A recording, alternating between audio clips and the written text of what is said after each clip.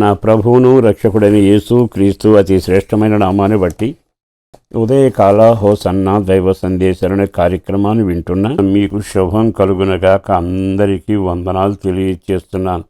మీరును మీ కుటుంబాలను దేవుని కృపలు బహుగా వర్ధిల్లుదురుగాక. ఇక్కడ ఒక వాక్యాన్ని మీ జ్ఞాపకం చేస్తాను. దేవుని వాక్యం ప్రతిరోజును మనం బ్రతికించి నడిపిస్తుందిగా. నీ వ్యక్తిగత జీవితంలో ఆశీర్వాదం కానీ, అభిషేకం కానీ, పవిత్రత కానీ, నమ్మకత్వం కానీ, అందరికంటే మెరుగైన జీవితాన్ని నీవు అనుభవించడం దేవుని చిత్తం. అందుకే బైబిల్ ఏమంటుందంటే, ఇతరులతో పోల్చుకుని వాళ్ళ వ్యసనాల ప్రకారం నడిచి నీ జీవితాన్ని పాడు చేసుకోకు అని. ఇంట్లో 2 కొడుకులు ఉండేవాళ్ళు. తండ్రి చాలా మంచివాడు, ఆస్తిపరుడు. కానీ ఆ ఇంట్లో చిన్నవానికి స్థిరం తక్కువగా ఉండి ఆస్తిని పంచుకోవాలని ఆరాటపడి, నా ఆస్తి నాకు పంచివు అని అడిగాడు. తండ్రి ఇరువురికి సమానంగా పంచిచ్చాడు. ఇక అతడు ఆస్తిని మూటగట్టుకుని ఇల్లు వదిలిపెట్టి వెళ్ళిపోయాడు. వెళ్ళిపోయేటప్పుడైనా ఆస్తి నాది కాదు కదా, నా తండ్రి సంపాదన కదా, నేను పట్టుకుపోతున్నానని ఆలోచన లేదు. అయినా తండ్రి లేకుండా నేనెలా బ్రతుకుతాను అనే ఆలోచన కూడా తట్టలేదు. అయ్యో, నాకన్నా పెద్దవాడు అన్నున్నాడే, ఈ సహవాసాన్ని వదులుకుని ఎట్లా పెడతాను అనుకోలే. తన జీవితంలో ఏమిటంటే, నేను స్వేచ్ఛగా ఉండాలి, నా కోరిక తీరాలి, నా ఆశలు నెరవేరాలి అంటూ వాడి కష్టార్జితం గాక తండ్రి కష్టార్జితాన్ని పేటబట్టుకుని వెళ్ళి సమస్తాన్ని పాడు చేసుకున్నాడు. తర్వాత జరిగింది ఏమిటంటే, తినడానికి తిండి లేక, ఉన్న స్నేహితులు వెళ్ళిపోయాక పందుల పొట్టుతో కడుపు నింపుకునే అవకాశం కూడా లేక తిరిగి వచ్చాడు. తిరిగి వస్తే తండ్రి అతగాన్ని చేర్చుకుని ముద్దు పెట్టుకుని కౌగలించుకుని, నా కుమారుడు తిరిగి వచ్చాడు, అదే సంతోషం, బ్రతికొచ్చాడని చెప్పి ఇంట్లో విందును ఏర్పాటు చేశాడు. ఆ శుభవేళ పెద్ద కొడుకు ఇంట్లో లేక పొలంలోకి వెళ్ళి వచ్చాడు. వచ్చాక ఈ ఆర్భాటం చూసి ఎంత బాధపడ్డాడు.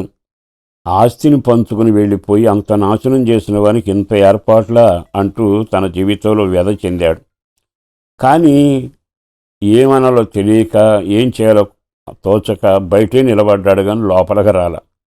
తండ్రి వెళ్ళి అతగాడితో చక్కని మాట చెప్పాడు. అది చాలా ముచ్చటైన మాట. కుమారుడా, నువ్వెందుకు దూరంగా నిలబడ్డావు? కుమారుడా, నీకు ఆస్తి పంచిచ్చాను కదా, నీకేం అన్యాయం చేయలేదుగా, ఎందుకు బయట నిలబడ్డావు? ఒక్క మాట చెబుతాను విను. నీవు ఎల్లప్పుడూ నాతోనే ఉన్నావు గనక నావన్నీ నీవి. లూకా సువార్తమానం 15:31. ఈ మాటలో నాతో ఉన్నావు గనక నావన్నీ నీవి. ఈ మాట ఎంత ముచ్చటగా ఉందండి. మనం చాలాసార్లు దీవెనలు కోరుకుంటాం, క్షేమాన్ని కోరుకుంటాం, అభివృద్ధిని కోరుకుంటాం, ఆరోగ్యాన్ని కోరుకుంటాం. మరి ఇప్పుడు తండ్రి ఏమంటాడు? నీవు నాతో ఉంటే నావన్నీ నీవేగా అంటాడు. తండ్రి ఎవరో తెలుసా? జీవాధిపతి. తండ్రి ఎవరో తెలుసా? వెలుగుమయుడు. ఆయన ఎవరో తెలుసా? ఆస్తిపరుడు. ఆయన స్వస్థపరిచేవాడు, ఆయన కృప చూపేవాడు. జ్ఞానము, తెలివి అన్నీ ఆయన దగ్గర ఉన్నాయి.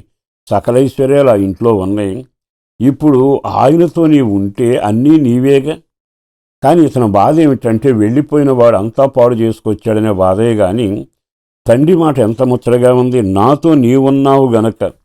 ఈ మాట విన్నాక మీ అందరికీ ఒక మాట చెప్పాలని కోరుకుంటాను.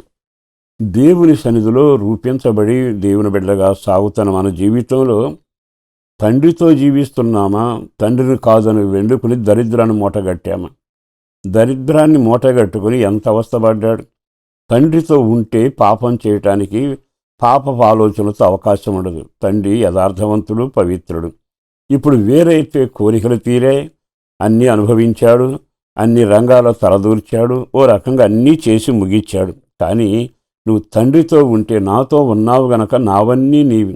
ఈ రోజున శాపమైన, దరిద్రమైన, భయంకర రోగాలైన, నష్టమైన, కన్నీళ్ళైనా ఎందుకు వస్తున్నాయి? నువ్వు ఉండవలసిన తండ్రి ఇంట్లో, సన్నిధిలో దేవునితో సహవాసం కలిగి ఒక భక్తి కలిగిన భక్తిపరుడుగా కొనసాగితే దేవుని ఆస్తి, ఆశీర్వాదంతో నీ తల మీదకి వస్తుందిగా. కానీ దేవుణ్ణి కాదనుకుని దేహం కోరుకుంది గనక నేను వ్యభిచరిస్తాను, త్రాగుతాను, విస్తరుడిగా మాట్లాడతాను, మోసం చేస్తాను, అన్నీ అనుభవిస్తూ నీ జీవితంలో చివరికి సాధించేదేమిటి? చినిగిపోయిన బ్రతికేగా. ఈరోజైనా ఈ మాటలు విన్నాకైనా దేవునితో ఉన్నవానికి దీవెనలు ఉంటాయి, పరిశుద్ధతో నడిచిన వాడికి ఆశీర్వాదాలు ఉంటాయి. నాతో నీవు ఉన్నావు గనక ఆ మాట నువ్వు అనిపించుకోగలిగితే బాగుంటుందిగా. దేవుడు నిండు మనసుతో 2 చేతులను నిన్ను ఆశీర్వదించగలిగిన వాడు. కానీ నువ్వు చేసేది ఏమిటో తెలుసా?